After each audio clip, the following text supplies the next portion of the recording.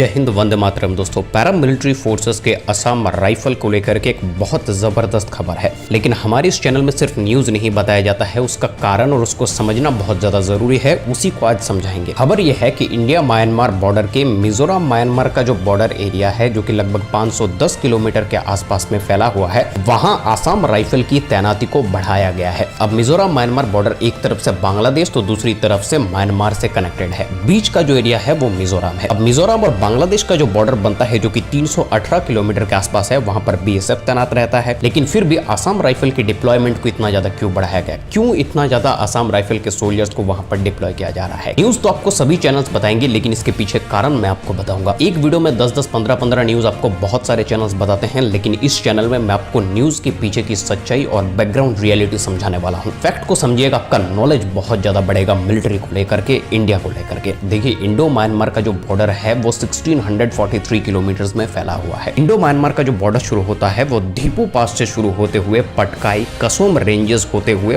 Bangladesh try point पे आकर के मिलता है। तो ये जो म्यांमार जगह है, ये एक तरफ से चाइना से कनेक्टेड है तो दूसरी तरफ बांग्लादेश से कनेक्टेड है। बांग्लादेश, भारत और चाइना, ये तीन देश अगर मिलता है कहीं पर तो वो है म्यांमार। तो इसीलिए इस पूरे बॉर्डर एरिया में क्रॉस बॉर्डर इंसर्जेंसी बहुत हाई लेवल पर होता है, क्रिमिनल एक्टिविटीज बहुत हाई लेवल पर होते हैं, और खासकर जो मिजोरम वाला इलाका है वहां पर वेपन सप्लाई, ड्रग डीलर्स बहुत ज्यादा हैं। यहाँ पर इंसर्जेंट बहुत पाए जाते हैं। सबसे फेमस ग्रुप भी है NSCN के।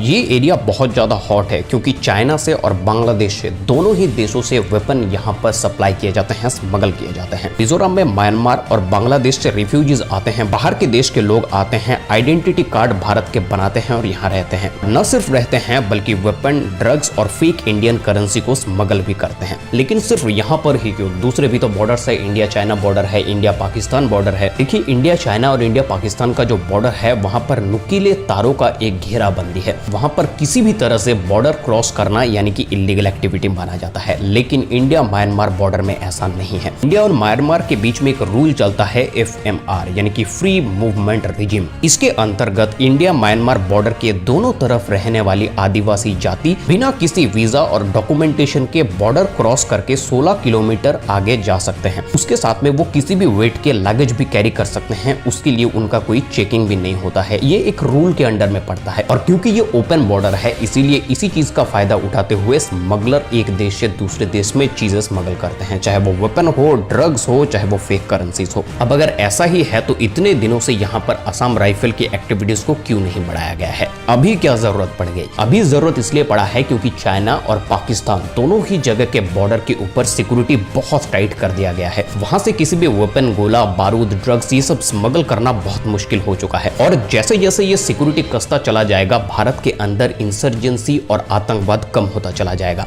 क्योंकि अगर आतंकवादी के पास में वेपन नहीं आता है तो वो अटैक कैसे करेगा? इंडो म्यांमार का जो बॉर्डर है उसको अगर आप देखिए तो चाइना म्यांमार से होते हुए बांग्लादेश में भी कनेक्ट कर सकता है और बांग्लादेश से होते हुए इंडिया में कनेक्ट कर सकता है। इसीलिए यहाँ पर BSF होने के बावजूद असम राइफल की एग्जिस्टेंस को बढ़ाया गया है। इंडो म्यांमार बॉर्डर की एरियाज को अगर आप देखें तो वो बहुत दुर्गम इलाके होते हैं, बहुत हाई माउंटेन्स है, लो ऑक्सीजन है, वेदर किसी भी वक्त खराब हो सकता है, विजिबिलिटी बहुत लो है। साथ में इस एरिया पर डीप रिवर्स हैं, यानी कि जो नदियां है वो बहुत गहरी है, साथ में पहाड़ी जंगल है। इसीलिए यहाँ पे बॉर्डर के आर पार सामान ले जाना या फिर आतंकवादी या फिर इंसर्जेंट को यहाँ घुस आना बहुत आसान होता है। लेकिन अब इस कहानी पर अंत की लकीरें खींच चुकी है, क्योंकि सरकार ने असम राइफल को वहां पर तैनात कर दिया है। वहां पर ऑलरेडी BSF है। BSF के एग्जिस्टेंस को भी तो बढ़ाया जा सकता था, लेकिन ऐसा इसलिए नहीं किया गया है क्योंकि वहां पर टेरेन्स बहुत खराब है, माउंटेनरिंग टेरेन्स है, और असम राइफल्स में जितने भी सोल्जर्स हैं वो माउंटेनरिंग सोल्जर्स ही होते हैं। उसके लिए 10,000 15,000 फीट पे ऑपरेट करना बहुत आसान हो जाता है स्ट्रेट में रहने वाले सोल्जर्स के मुकाबले। इसीलिए असम राइफल को वहां पर तैनात किया गया है। आप क्या सोचते हो इसके बारे में नीचे कमेंट बॉक्स में लिखो। जो फैक्ट्स मैंने आपको बताया है, जो सरकार के डिसीजन है, वो आपको जानना जरूरी है, क्योंकि आप इस देश के जनता हो और आप ही सर्वोच्च क्षमता हो इस देश के। चैनल को सब्सक्राइब कर लीजिए इसी तरह के जियोपॉलिटिकल और डिफेंस रिलेटेड न्यूज और उसके एनालिसिस आगे देखने के लिए। जय हिंद, वंदे मातरम।